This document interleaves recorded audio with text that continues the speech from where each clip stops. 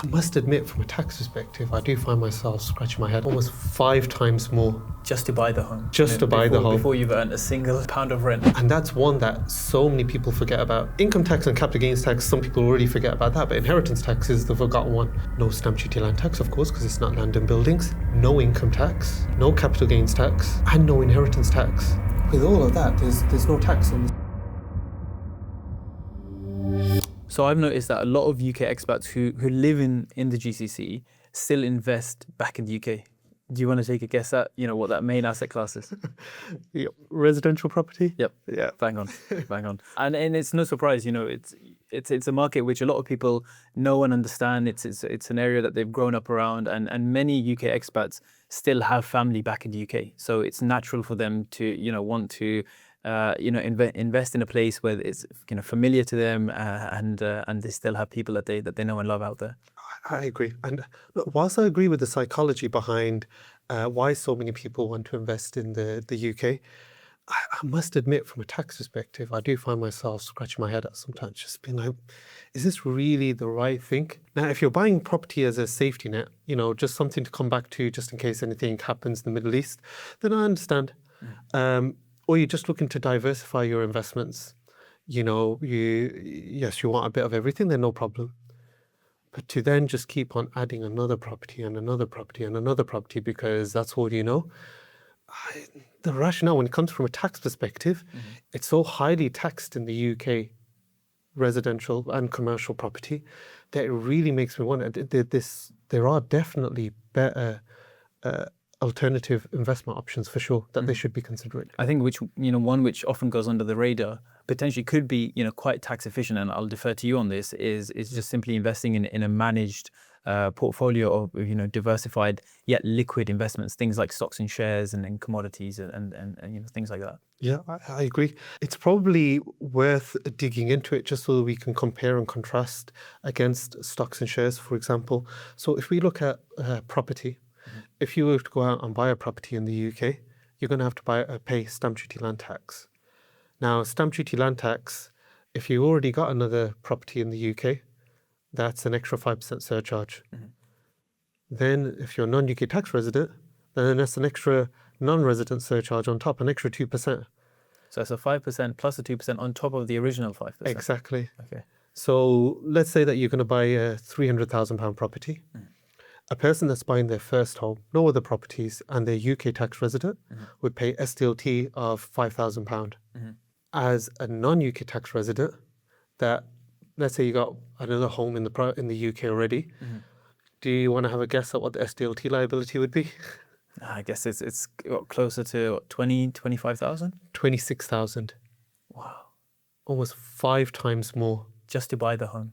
Just to buy the home. Before you've earned a single pound of rent. Exactly. So that's just buying the property in the first place. You're having to factor in a huge tax charge up front. Then you've got income tax in the UK. Income tax on the rental income, subject to tax in the usual ways. You've got capital gains tax if you decide to sell that property in the UK as well. And you've also got inheritance tax. Of course. And that's one that so many people forget about. Income tax and capital gains tax, some people already forget about that, but inheritance tax is the forgotten one. And it's the biggest one out of all of them, 40% on that UK property. It doesn't matter how long you've lived abroad, you will still have to pay 40% tax on that UK property. Wow, okay. Exactly. Now that's just on UK land and property. Now if we compare that with the stocks and shares portfolio as a non-UK tax resident, as long as it's an international portfolio, registered overseas, which from what I understand is the Wahid portfolio. Yeah, so with a Wahid international offering, it's headquartered out of the UAE, so it's outside of the purview of HMRC, let's say. Exactly. So because it's registered overseas, the stocks and shares, there's no stamp duty land tax, of course, because it's not land and buildings, no income tax, no capital gains tax, and no inheritance tax.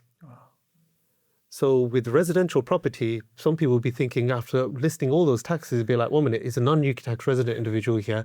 What's the benefit? Yeah. Like, you're still paying all the taxes. Actually, they're paying even more tax because of the non-resident the stamp duty land tax surcharge for non-resident individuals. With UK property, you're not leveraging any of the benefits of being non-UK tax resident. Yeah.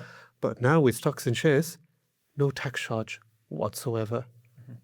It's now you're truly leveraging the benefit of being non-UK tax resident. And in fact, that's one of the main reasons which people people often cite as why they actually left the UK in the first place is to benefit from that tax-free income. So, like you said, I think there's little reason to bring yourself back into that net that you tried to escape in the first place. I agree. No, like we said earlier, is that look, if you've got other reasons to buy the property, wanting to diversify or having a home that you can come back to, then and that's completely understandable. We're not saying that you should definitely not invest in UK property, but if you're looking at it purely as an investment asset, when you factor in the tax implications, it really makes you realize that there is a very big difference between the tax treatment on different types of assets and the tax savings that can be achieved, and the wealth that you can grow from those tax savings can be extremely considerable. Let's put some numbers to that then. So, taking a typical example of let's say somebody who has £300,000 or equivalent to invest, and they're kind of considering between buying, let's say, their next property, a UK property, or investing in a non-UK portfolio of liquid assets like stocks and shares. So let's start again with the stamp duty land tax on UK property. You got stamp duty land tax on a 300k property, as we mentioned, £26,000, and that's because of the surcharges. So if you've already got an additional property in the UK and you're non-UK tax resident, it's 26,000 on a £300,000 property. I can imagine, how my clients would react if I told them they need to pay me £26,000 just to invest in the portfolio in the first place. Exactly. And you're 100% right for bringing that up, because it's a mindset. For some reason, we're happy to pay it on residential property because we know it's accessing an investment. But there's other investments with none of those big tax charges just to get in. Yeah. And again, can deliver far more greater tax benefits as well. And then when you look at it from the income tax perspective, so let's assume 7% rental yield. Okay. Let's assume 15% expenses. So that's management, some maintenance, accountancy costs, things like that. On a £300,000 property, you're looking at income around, say, the £18,000 mark. And an income tax liability of circa £3,500. Yep. So that's net of the expenses you mentioned. Exactly, net of expenses. Now, assuming that the personal allowance has been used elsewhere and that they're basic rate taxpayer, you're going to be looking around, say, the £3,500 worth of tax. But then you got capital gains tax as well. Now, with capital gains tax, let's say it's a £300,000 property, and let's say over time it grows to a value of £500,000. That £200,000 will be subject to a 24% tax charge. So again, you're looking at £47,000 circa tax charge there. It's starting to add up, isn't it? You can tell. Now, this is before you even get onto the inheritance tax. Yep. Inheritance tax now, let's say it's now a £500,000 property. You pass away owning that property in the UK, a 40% tax charge. Yeah. Assuming that the nil rate band has been used on other assets and the residence nil rate band, 40% of 500,000, that's a £200,000 tax charge. That's just on UK property, and that's just in the first year. Yeah. So actually then, when you compare it with stocks and shares portfolio, zero SDLT upfront, because obviously it's not UK land and property, zero income tax, zero capital gains tax, zero inheritance tax as well. And of course, zero inheritance tax, as long as you remain not long-term resident in the UK, there'll be no inheritance tax because it's outside, you're outside the UK. So with all of that, there's no tax on the stocks and shares portfolio. There's a huge difference between the two, between UK property and stocks and shares. And that's just the difference after 1 year, like you said.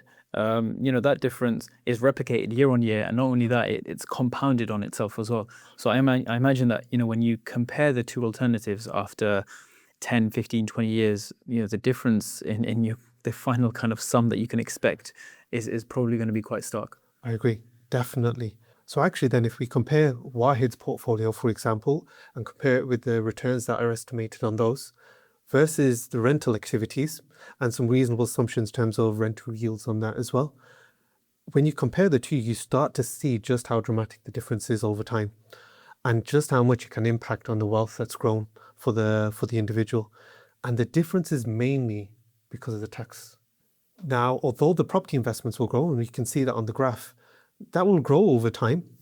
It cannot be compared to the growth in the stocks and shares portfolio purely because of the tax treatment. So actually then when you compare and look at the graph by year 20 on the UK land and property, you've got around, say, value 800,000. So you started off with 300,000. Now it's up to 800 grand.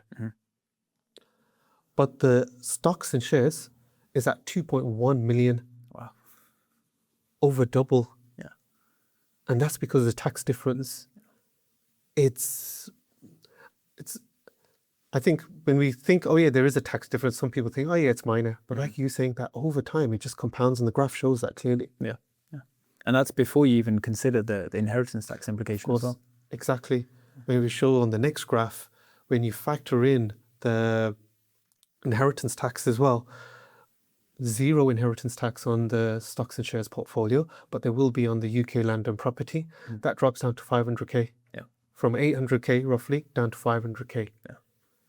And so now 500k versus 2.1, quadruple the value. Yeah, it's a huge difference. Exactly. It's a huge difference.